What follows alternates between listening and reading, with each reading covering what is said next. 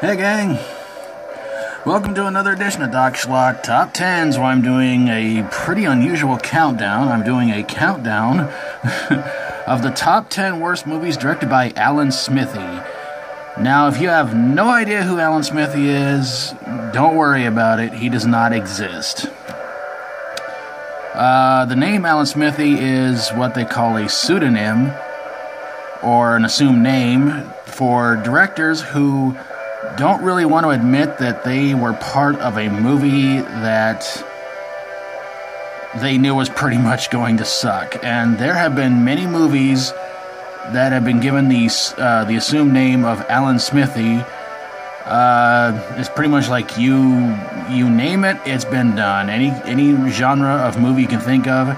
So I picked 10 of them that apparently some directors were so ashamed of that they said directed by Alan Smithee,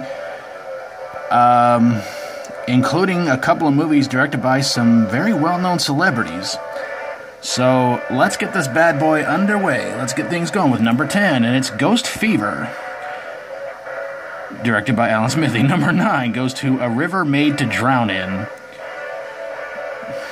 That makes no sense. Number 8 goes to The Guardian, which I think Ashton Kutcher did a sort of remake of this. Number 7 goes to Catch Fire. Well, if you do that, you're going to get burned, you darn fool. Number 6 goes to Morgan Stewart's Coming Home. Who on earth is he? I have no idea. Number 5 goes to Gunhead, sort of an early version of Pacific Rim. Number 4 goes to Woman Wanted. For what? I have no idea. Number 3 goes to Supernova. Not much better than regular Nova. Number 2 goes to The Birds 2 Land's End. I guess can't blame him for saying it was directed by Alan Smithee, but my number 1 pick for the worst movie directed by Alan Smithee has to go to Hellraiser Bloodline. Okay, I can understand if I'm going to get a lot of bad comments for that, but there you guys have it. My picks, the top 10 worst movies directed by Alan Smithee. Hellraiser Bloodline, to me, that's really where... Well, honestly, I thought that's where the series really started to tank at. Until Hellraiser Judgment.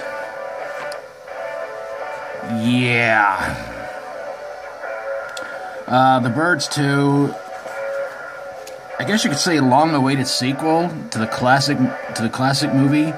Unfortunately, this one was kind of a made-for-TV movie on Showtime, and it was so lambasted, and I think Tippi Hedren, who was in the original, was barely in the sequel.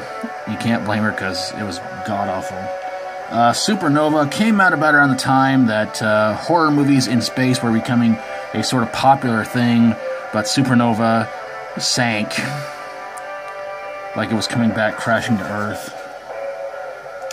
Woman Wanted, one of the 2 movies directed by a popular or very famous celebrity, Kiefer Sutherland, who apparently he's one of the well, pretty much every director on this list either were too ashamed to admit that they directed it, or they walked off the set. And Kiefer Sutherland wrote, directed, and starred in Woman Wanted. And apparently he didn't like how it all turned out, so he just said, you know what, it's directed by Alan Smithee, so yeah. Gunhead.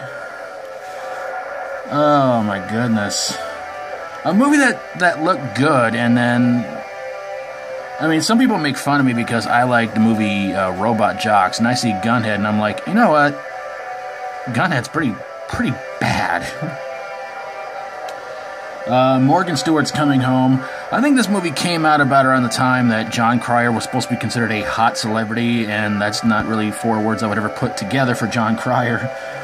But I think it was also around the time they were trying to do the whole name, apostrophe S, and something underneath it, because Ferris Bueller's Day Off was such a big hit, and so they kept trying to do stuff like this for other teen movies that didn't do quite as well, so yeah.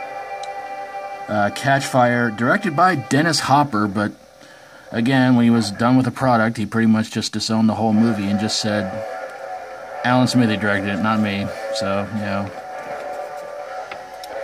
The Guardian, a movie that some people kind of consider to not be all that great. It's I saw a little bit of it. Wasn't really that impressed by it, honestly.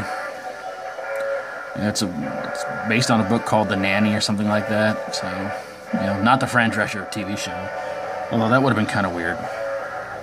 A River Made to Drown In, another movie directed by somebody I couldn't remember who. Walked off the set, didn't like the finished product. Said Alan Smithee directed it. So. Pardon me. And Ghost Fever, I put it at number 10 because basically it's really one of those movies that a lot of people didn't like it. I thought it was alright, but I had to have something to fill in to say, it's an okay movie, funny at times, not a bad sort of horror comedy, but yeah. Alright, gang, a lot of stuff coming up this week. In fact, Sunday, it's April Fool's Day and Easter Sunday. What to do? Well, if you guys are cool with it, I want to do 2 movie reviews. Well, I'll try. I have an April Fool's movie review I want to do, and a bad Easter horror movie review I want to do. Just depends on what happens this weekend. Hopefully, I can get them both uploaded on Sunday. If not, I may try to go for one Saturday and then the other one on Sunday. We'll see what happens. Hopefully, I can find the movies and watch them and review them. Otherwise, I'm just got to fill in April Fool's Easter weekend with something. I don't know. And of course, next Tuesday, the big one, the top 10 worst pay-per-views of 2017 picked by you guys. Still need your picks. Please try and get them in by Monday, and I'll add up your picks, and we'll see which one you guys picked as the worst pay-per-view of 2017 from the WWE. Because I don't want to pick the number one because, well, I don't want to say what it is, but it was a pretty bad pay-per-view.